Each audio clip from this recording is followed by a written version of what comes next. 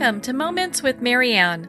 I'm so delighted we're spending this time here today. We have a very empowering show coming right up with special guest Amy Newmark, and she's here today to share with us the new Chicken Soup for the Soul book, The Power of Yes. Now, Amy is a best-selling author, editor-in-chief, and publisher of the Chicken Soup for the Soul book series. Since 2008, she has published over 133 new books, most of them national bestsellers in the U.S. and Canada, more than doubling the number of the Chicken Soup for the Soul series titles in print today. She's also the author of Simply Happy, a crash course in Chicken Soup for the Soul advice and wisdom that's filled with easy-to-implement practical tips for having a better life. So let's welcome to the show Amy Newmark. Well, thanks for having me on, Marianne. It's a wonderful showcase for us. Oh, well, thank you. I mean, my goodness, who wouldn't want to talk about your new book, The Power of Yes? It has been creating quite a bit of buzz, I must say. I think this is a topic that everybody responds to, and everybody says, oh, yeah, I could use a little more of that in my life, because I think no matter how adventurous we are, we all sometimes need that reminder to be open to new things, even things we are afraid of or things that we think we might not like. Well, and it's interesting. So when I think of the power of yes, it's so easy to think of you because you are this person that's such a dynamo in life. You kind of take the bull by the horns and run with it. I don't think there's a no in your vocabulary. Except that we get something like 5,000 or 6,000 stories submitted for each book, and we only have space for 101 stories. So there is a lot of no going on. I always feel really bad about that. But, there's only so much room, and we really need to have a great variety of stories in each book. So we're publishing the cream of the crop, and it means that every story has a different message than every other story in the book. So that makes it a lot of fun. Well, that part's got to be very difficult because I know you guys are so popular. I mean, this, of course, is the Chicken Soup of the Soul series. And so, everyone wants to collaborate with you and to be a part of just an extraordinary book that lifts so many people up. No wonder you're getting such a great influx of people sending in their stories. So, we're talking at the right time because this is our 25th anniversary. And so we are actually starting our 26th year with this book, Chicken Soup for the Soul, The Power of Yes, which I think is a really fabulous way of starting our 26th year and starting our next quarter century in publishing all of these inspirational books, because The Power of Yes is so all-encompassing, and it really encapsulates the whole message of Chicken Soup for the Soul, right? That we always have room in our lives for more inspiration, for more adventure, for more embracing of change, for more positive thinking. So I'm very excited about this. This book seems to me to just pull together all of the themes that we've had in 25 years of Chicken Soup for the Soul. Well, how exciting is that? Congratulations. My goodness. 25 years. What an accomplishment that is. And to bring it to where it is today, because the Chicken Soup of the Soul brand has really taken off. It has, because we don't only have our books, and we're publishing almost one new book a month, all on different topics and many on new topics for us, but we also have a big entertainment business now. And so we have movies, we have television shows, we have a big online presence. We own something called A+. A+.com is a really fabulous positive journalism website. So we have so many different ways now that we're doing our storytelling. It started as storytelling in the pages of a book, but now it's storytelling in printed books, in e-books, in audio books, in podcasting, in television shows, in, online delivery of stories. So however people get their storytelling that inspires them and brightens their days, we are there on every size screen and also, in their ears and still on paper as well. So, yeah, I think we're probably the world's favorite storyteller. I can't think of anybody else who is as popular worldwide telling real stories, from real people. Well, and my goodness, I mean, I'm a member of A+, so it's I didn't know that you guys own that, so how cool is that? Because I know when that was first launched, it was such a huge hit, and it just keeps growing as well. And of course, you guys would be involved in something that just brings such positive messages, positive journalism to the forefront. So I really applaud you for all the work that you're doing with that. Yeah, A+ is really fun. We own it 75%. And 25% is owned by Ashton Kutcher. So we work with him a lot, and he's very passionate about positive journalism, which of course makes sense for somebody in the acting world to be very aware of the difference between positive journalism and negative journalism. And we don't really think there's any place for negative journalism. I agree with you. I couldn't agree more.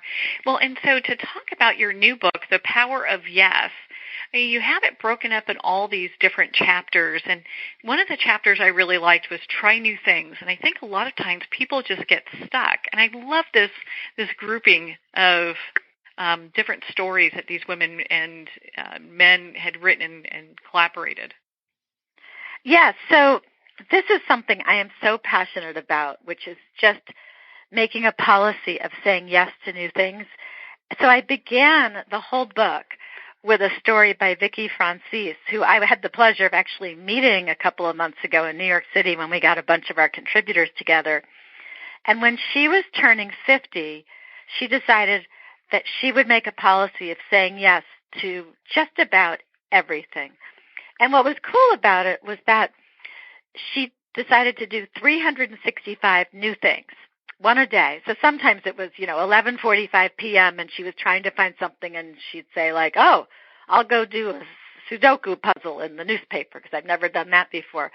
But after a while, she was finding things more easily. People were bringing her new things to try, and then friends and family members got involved also. And I find that most of our writers who report about this policy of trying new things end up dragging along with them family members and friends, and so lots of people end up getting, energized and empowered because we're all really proud of ourselves when we try new things. It's a really great way to brighten your days no matter what is happening in your life. Mhm. I would agree with you 100%. It's interesting when we branch out and try something that we've never experienced before, how it really opens our perspective to the world. It really makes you a participant in the world. And you can start in such small ways, like you could go to a different grocery store than you normally go to. Because I bet if you think about it, you go to the same grocery store over and over because you know where everything is. So my husband and I make a policy of going to lots of different grocery stores. We just force ourselves to go to different ones where we don't know where anything is. And it does two things. It makes our brains work because we have to figure out where things are, but it also exposes us to new foods. And then we buy something new that we've never tried before. And that's such an easy, small way to start the process of that policy of saying yes to new things.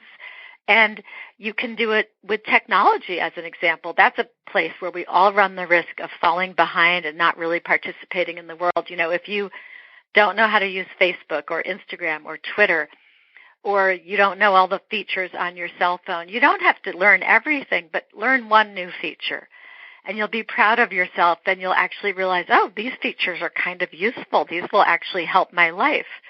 So I love the idea of people starting small, and then over time you can do something big, like ride the roller coaster at the amusement park that you swore you would never ride, or watch a kind of movie that you thought you would hate. Your husband loves a certain kind of movie you never watch with him. Just try it one time. See if you can understand what it is that he loves about it. Or watch football this fall. Even if you don't think you like watching football, watch it and actually try to learn the rules and see if you can enjoy it. There's just so many different things that we can do to be more active participants in the world around us. Well, and so I'm kind of going a step backwards, and please excuse me for this. But when you decide that you were going to get together the power of yes, and you had all these people come in, how did you decide on this theme for this book?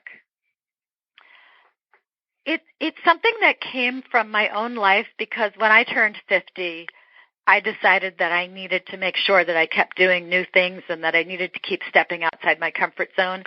And then I saw stories about this coming in from our writers, because, when you get thousands of stories submitted for each book, you're reading stories on so many subtopics. So even if somebody was giving us a story for a Christmas book or a book about mothers or a book about dogs or whatever, you would get a sub-theme, and you could see that people were actively trying new things and how much it was helping them.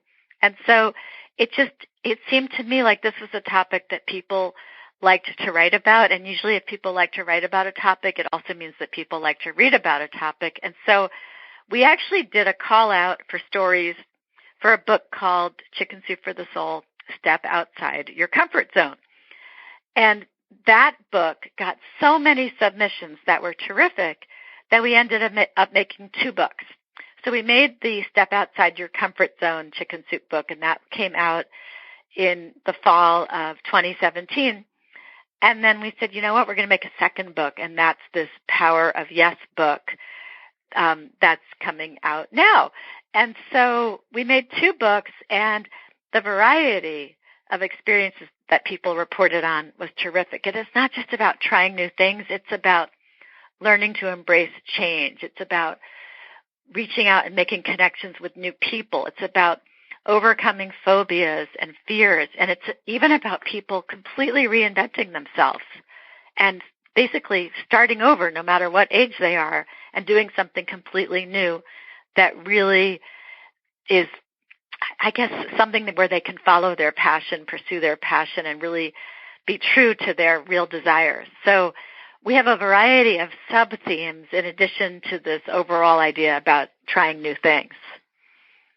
Well, it's interesting. I turned 50 this year, and when I was looking at the book, it really, because, it's interesting. When we get to certain different places in our lives, a lot of times we'll kind of pause and kind of reflect on where our life is and where we would like to see it go.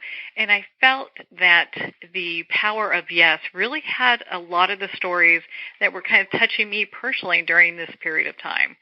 And I'm sure that a lot of people feel the same way, that they can draw from it something that will either motivate them, maybe change their perspective, or change their heart. Yeah, and there's nobody who doesn't benefit from embracing change and trying new things and facing their fears. No matter how adventurous a person is, that person still has certain things that he or she has not been doing and should really try to do. And it can be so simple. I mean, I gave you the grocery store example. We have a woman named Sarah Etkin-Baker, and you'll appreciate this because you work with so many writers.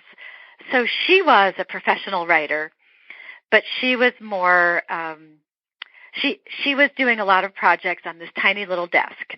And so this desk was so small that she had to scatter all her papers around her on the floor, around her chair. And then she and her husband moved into a larger home, and she got a whole room to be her study. And she still had the tiny little desk in there with the papers scattered around her on the floor. And her husband said, why don't we get you a bigger desk? You have room for it now. And she was afraid. She was afraid because somehow a bigger desk meant that she would be pursuing a bigger career, more writing competitions, just a bigger presence as a writer. And she kept saying no. And he kept saying to her, well, what are you afraid of? And she finally said yes and got the bigger desk. And she realized that the bigger desk was actually going to cause her to reach out and try to do bigger writing projects and more challenging contests and leave her comfort zone. And so she got the bigger desk, and her writing career expanded as a result. So even little things like that, if we think about our lives, we'll realize we're stuck in some way. And so I have myself really tried to battle that stuck in a rut thing, and I've done lots of things that scare me, actually, just to prove that I can do them and that I'm not getting old before my time. I'm all for that. I'm all for doing something new and not getting stuck and, trying a new adventure. And I felt that the chapter you have that talks about embrace change really helped, at least look at things in a new way with that.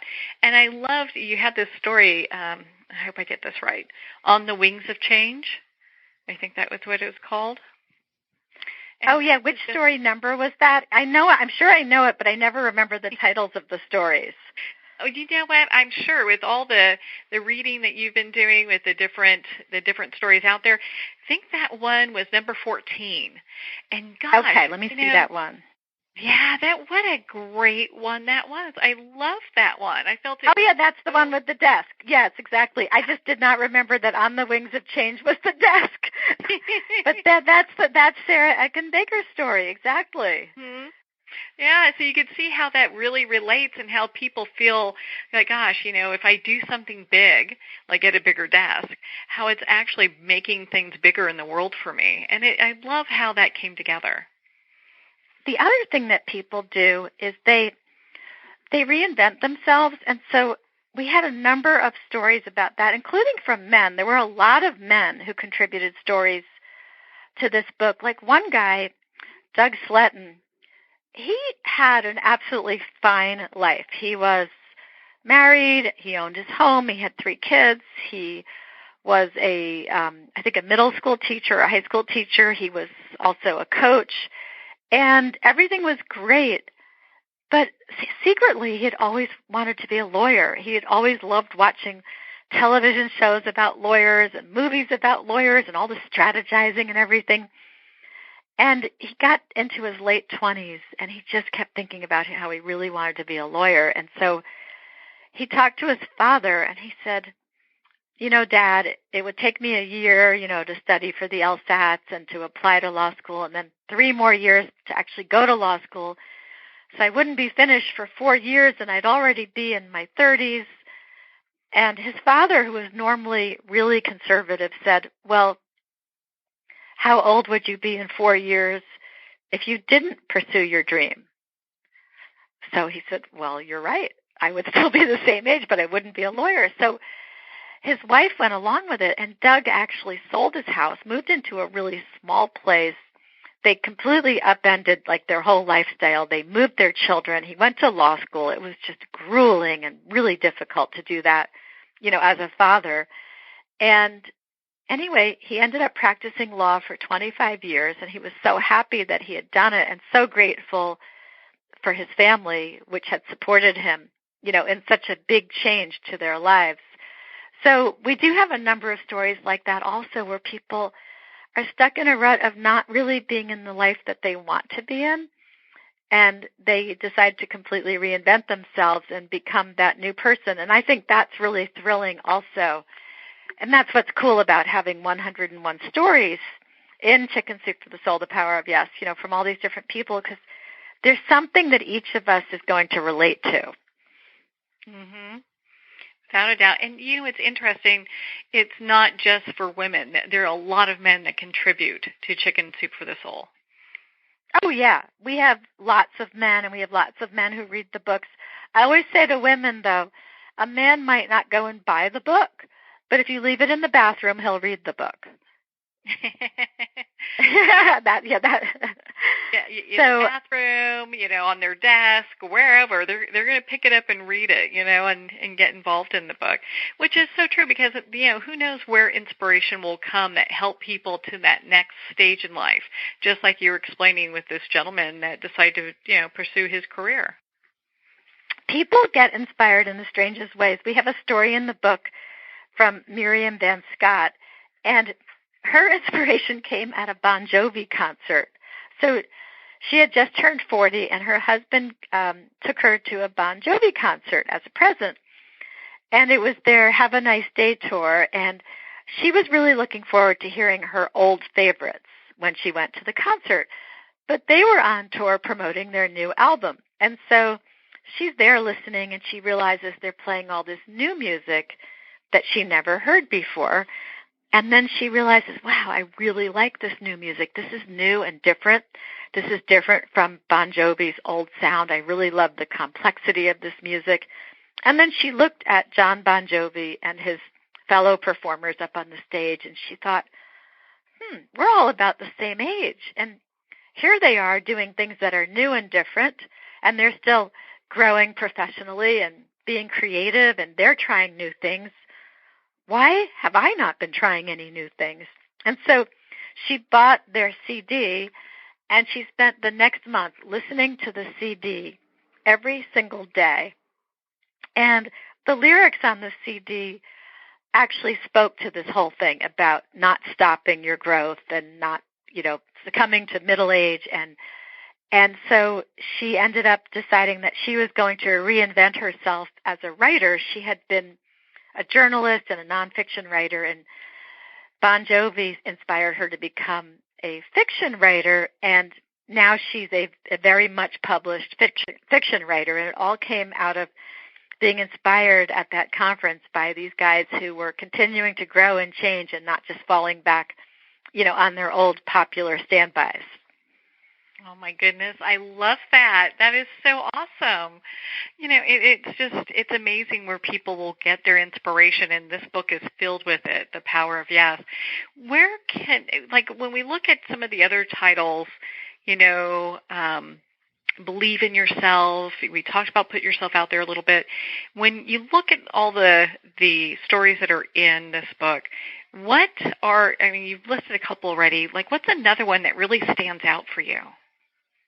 So another thing that takes a lot of courage and can usually succeed but sometimes fail is putting yourself out there to make connections with new people. And I think that so many of us say, I could use some new friends, or there are people who are looking for new romance. And of course, looking for love involves dating and involves a lot of work and some successes and some failures, and really making new friends is the same thing. It's really like dating. You're out there, you try people out, you see, does this person have friend potential? Do we like to do the same things? Well, we have a whole chapter about people making themselves a little vulnerable and opening themselves up to the possibility either of new love or new friends. So there was a story by Kate Lemery, and I love this because she was a young mother, 3 kids, 5 and under, and they had just moved to a new place, and so the oldest kid was going to kindergarten, and Kate and her husband didn't know anybody in their new town, and she wasn't meeting anybody, and she tried, she signed up to be a room mother in the kindergarten class, but that didn't really cause her to meet the other mothers. It was really more that she was there with the teacher and the kids. And then she would go to the soccer games, but again, she wasn't really making a friendship with the mothers at the soccer games. And so she was telling one of her friends from her old place about that, and her friend said, you should throw a party. And Kate said, well, I can't throw a party because I don't know anybody. And her friend said, just do it anyway. So Kate managed to get the email addresses of some of the mothers from school, and then she had the email addresses from the soccer team mothers. And she had to get her courage up to do it, but finally her husband said, you should really do it, and you should serve chicken wings. And she said, well, I'm not serving chicken wings, but I guess I'll do it. So she ended up sending out an invitation, and she said to all these ladies, bring a friend with you, because she figured they would be hesitant about coming also to her house where they knew nobody. She ended up getting something like 38 women accepting her invitation to this first party, and everybody had a great time and started to get to know each other. And she held a series of these parties, which she called Mommy Mixers, and she ended up making so many new friends. And somebody recently said to her, you're the glue who holds us all together. So she went from knowing nobody to being the social glue in her community. And I thought, what a great idea. Somebody's going to read that story in this book, and they're going to do that, and it's going to change their life. And I love that story because it is tough. When we get into new communities, sometimes it's really tough to meet other people. And what a clever way of doing that. Yeah, I thought it was really smart. And then there was another story from a woman who was divorced, and she had an occasional boyfriend, but he was raising his own kids, so he wasn't that available to her. And she was raising her daughter, but she was very lonely because she had lost most of her friends during the kind of turbulent years that led up to the divorce. And so she went online looking for a way to meet people. She looked up book groups. She looked up those kind of meet-up groups where you find people with similar interests and you meet up to pursue an activity. And then she ended up joining a divorce support group, which her boyfriend said, oh my gosh, that's just going to be a bunch of people complaining. But it turned out it wasn't. It was very social. And she went to a couple of meetings of this divorce support group, and it was fun. One time they did a trivia contest. One time they went bowling. And so she made a pledge to herself. A lot of our writers make a pledge to themselves to do something. And her pledge was that she was going to participate in every activity of this divorce support group that she could afford to engage in. She was going to do that for an entire year and see what happened. Well, she made such good friends. And the funny thing is that while she was getting so actively involved with that group, all of a sudden that made her more attractive to her boyfriend. And all of a sudden he wanted to see her a lot more, and they ended up getting married. And then at the wedding, 3 of the people who stood up there with her were people she had met as a result of the divorce support group. So that was another case of doing something a little scary, making yourself vulnerable, and just putting yourself out there and seeing what would happen. And we had a number of stories like that about people finding friends or finding new love. Or, not being afraid to, you had one there, and hopefully I don't mess this up again. Let's see, it was the one about the Today Show, number 57, an introvert on the Today Show. Roz Warren was... oh, yeah. That was so great. That. I met her also at our New York City contributor event. I met her also, and that was really cool. So, yeah, she wrote about wearing a bathing suit at age 58, and the Today Show loved the fact that she had written about that in the New York Times, and they invited her to come onto the show. She said, okay, but not in a bathing suit. And then she did that whole thing sitting outside. You know how they show like the crowd outside and they'll interview you outside surrounded by members of the public. And so she did that, and she was really scared, but she did it. And yes, that was a fun story. And we have a lot of people talking about doing something they never, ever thought they could do. And it really does change their lives to do this scary thing, survive it, do it well, and realize, wow, I did that scary thing. I think I could go do another scary thing now. Yeah, life ends up being not so scary when you start marking things off your list.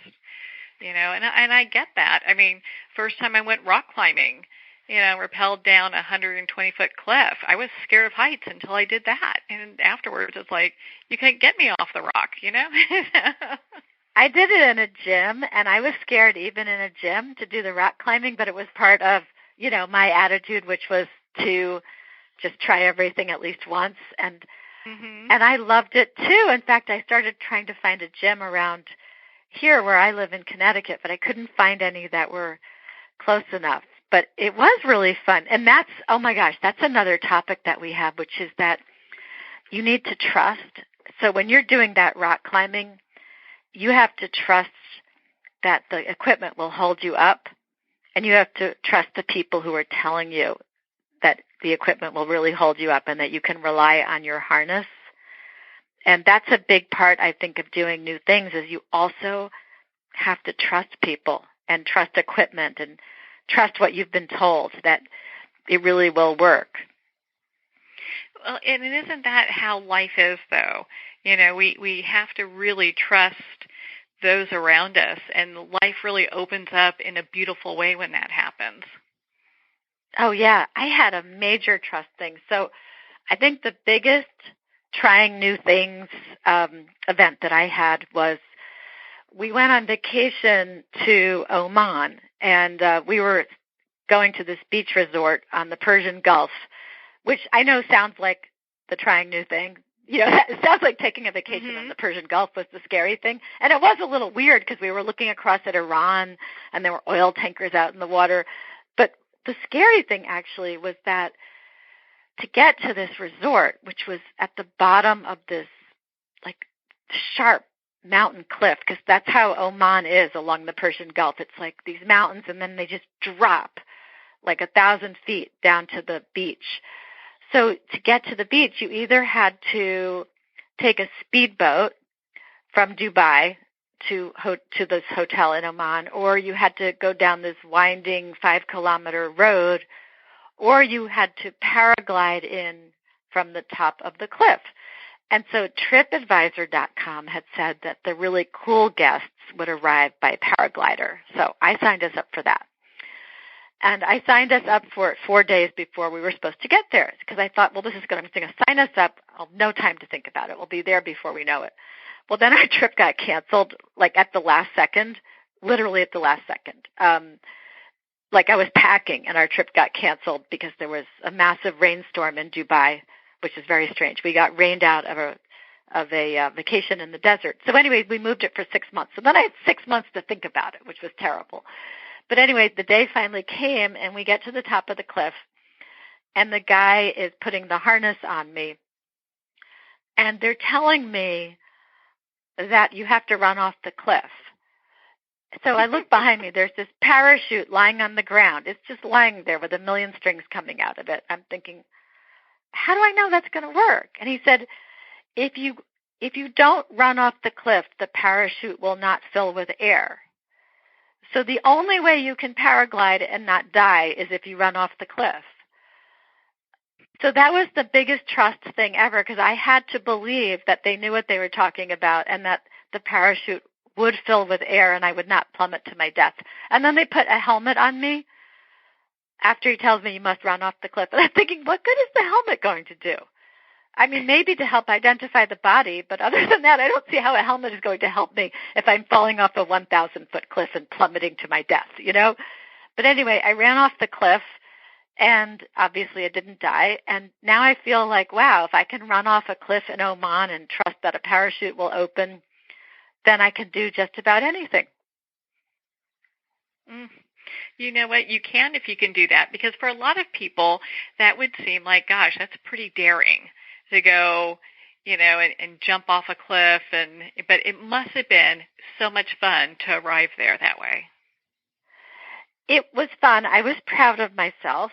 I was gripping like the ropes on the side so hard that I couldn't even open my fingers after. And I probably will never do it again unless I'm with my children. Then I'll be shamed into doing it again. But I don't feel like I have to do it again. But it was a great experience, and I felt very good about the fact that I had done it. It's so good to face your fears. I mean, I went on all the roller coasters at Universal Studios one day with our associate publisher, Diet Corona, because we both were there because I had just filmed a segment on Home and Family, which shoots at Universal. And so then we were there. We had maybe an hour, and she and I looked at each other and we said, let's take every single scary ride they have without stopping. We only have 1 hour till they close. And so we ran. And she and I both were the kind of people who didn't like scary roller coasters and always avoided them. Mm-hmm. But we did it so spontaneously, and we ran into the singles line for every ride so that we could get right to the front without waiting. And we managed to take every single ride at Universal in an hour. And then we were bragging to our husbands we had done it. It really feels good when you do things that you're afraid of. Yeah, it's interesting when you do that. Those things that we were afraid of, all of a sudden they're not that big a deal anymore. It's like, oh, I can do that, or I've done that, and I really feel that, the power of yes, the new Chicken Soup of the Soul book really helps people look at that and go, you know what? I have the courage to do all these things. I'm not going to let my fear hold me back from enjoying life. Yeah, and then there's phobias. So obviously, like being afraid to go on a roller coaster or something, that's kind of a normal fear. But then there are people who have phobias that are really hurting their lives. Like we have a story in the book from Kathy Bernier, and she was so afraid of water that she didn't even want to go to a party that was, being held poolside at somebody's home. So it was really interfering with her life. And she finally said, this is ridiculous. I have to deal with this phobia. And so she signed up for swim classes at the Y. And that first day, getting in that pool was terrifying. She spent the entire hour of the class clutching the side of the pool, but very, very gradually inching her way down to the deep end. 1 inch at a time, clutching the edge of the pool. And she got all the way to 5.5 feet. And she was so proud of herself. And she ended up becoming a really big swimmer. And now she swims at the Y all the time. And she sent us a picture of herself, in the pool, beaming with the 5.5 foot marker, in the pool deck in front of her. And I love that story because even when you have a phobia, somehow that moment can come along where you say, this is interfering with my life, and I'm going to take back my life. I'm going to reclaim my ability to enjoy life, and I'm going to say no to this phobia. So she was a great example, and we have a number of people who wrote stories in the book about overcoming phobias. One woman, Joyce Lombardi, was afraid of tunnels. So, when you're looking at a map, you can see a tunnel if it's underwater because there'll be blue on the map. But if it's through a mountain, you can't tell when you look at a map. And she, by accident, had to go through the Allegheny Mountain Tunnel, and she forced herself to do it. And then she said, you know what? I've reclaimed my life, and these tunnels can't control me anymore. It was a really big moment for her. Oh, my goodness. I mean, because phobias are a whole nother level of fear. And when people have phobias, to have the courage to, go through the tunnel, to swim in the water, whatever it takes to face that fear, I mean, that's such a huge thing. Yeah, and you know what? You can do it because it's basically a matter of exposure therapy where you just force yourself to expose yourself to it, a little bit at a time. I remember we had a story from somebody who was so afraid of sharks that she actually wet herself at her grandmother's apartment because she wouldn't walk into her grandmother's powder room because there was a National Geographic in there with a picture of a shark on it. And, everybody gets to that turning point where they say this is ridiculous, and that was the point for her. And so she basically practiced on herself cognitive behavioral therapy using exposure therapy. And she first forced herself to look at pictures of sharks. And then she forced herself to watch a documentary about sharks on television. And then she forced herself to go to the aquarium and see a shark through the glass. And it finally got to the point where she could go to the beach and go in the water and participate with her friends and not be terrified of going to a beach party. And by the end of her story, she was snorkeling. Out there enjoying life and just kind of taking life and enjoying everything it has to offer. I absolutely love that. Well, and so, Amy, where can people learn more about this latest book, The Power of Yes? So you go on our website. It's www.chickensoup.com. And you'll see the Power of Yes book right there on our homepage. And if you click on it, you can read all about the book. And you can also watch a book trailer where I tell 5 stories from the book. So that will give people a little more information about what's in the book. And the book is available every place that sells books. I mean, it's all over the place. We got huge orders for it, lots of attention for this book. Oh, I know it has, and I know that people have been just raving about it because there's something in there for everybody. My goodness, Amy, thank you so much for taking the time to share the power of yes with us here today. It's my pleasure. Thank you for saying yes to Chicken Soup for the Soul, the Power of Yes. It's really an honor to be on your show. I know that you are very influential, and I'm very grateful for the opportunity to speak to your audience. Well, thank you, Amy. It is always such a pleasure to spend this time with you. And of course, I love talking about the latest Chicken Soup for the Soul book. I cannot wait to see what you do next. So we'll have to have you back on for the next book. Again, if you'd like to connect with Amy, you can at chickensoup.com. There's also an opportunity on that website where you can submit your own story, hopefully for the opportunity to have it included in the next Chicken Soup for the Soul book. Isn't that exciting? Well, we're at the end of our time today. I would like to thank everyone for tuning in. You've been listening to Moments with Marianne. And remember, make every moment count.